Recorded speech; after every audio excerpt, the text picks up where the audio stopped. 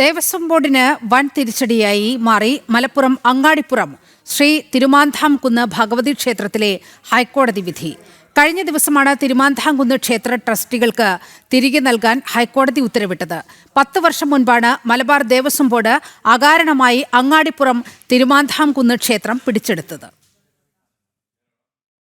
ക്ഷേത്രങ്ങളെ രാഷ്ട്രീയവൽക്കരിക്കുന്ന ദേവസ്വം ബോർഡിന് വൻ തിരിച്ചടിയായി മാറിയിരിക്കുകയാണ് അങ്ങാടിപ്പുറം ക്ഷേത്രം ട്രസ്റ്റികൾക്ക് തിരികെ നൽകണമെന്ന ഹൈക്കോടതി വിധി. ദേവസ്വം ബോർഡ് പിടിച്ചെടുത്ത ക്ഷേത്രങ്ങൾ രാഷ്ട്രീയവൽക്കരിക്കുന്നത് തിരിച്ചറിഞ്ഞതോടെയായിരുന്നു കോടതിയുടെ ഉത്തരവ്.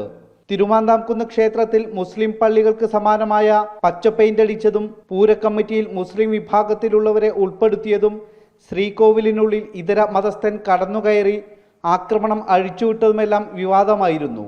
ഹിന്ദുമത വിശ്വാസികളുടെ പ്രാർത്ഥനാ കേന്ദ്രമായ ക്ഷേത്രത്തിൽ വിശ്വാസരാഹിത്യമായ ഇടപെടലുകൾ ആയിരുന്നു ദേവസ്വം ബോർഡിന്റെ ഭാഗത്തു നിന്നും ഉണ്ടായിരുന്നത്.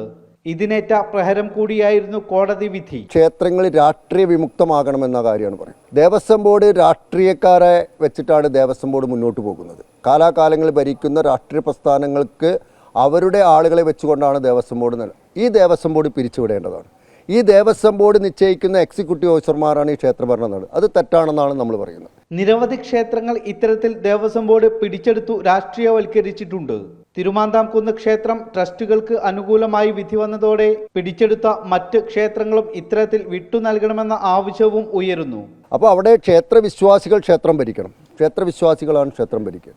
ക്ഷേത്രവിശ്വാസികൾ ക്ഷേത്രം ഭരിക്കണമെങ്കിൽ ക്ഷേത്രവിശ്വാസമുള്ളവരായിരിക്കണം അത് നിശ്ചയിക്കേണ്ടത്. 10 വർഷം മുന്നേ അങ്ങനെയായിരുന്നു. ട്രസ്റ്റിൻ്റെ കയ്യിലായിരുന്നു ആ ക്ഷേത്രം.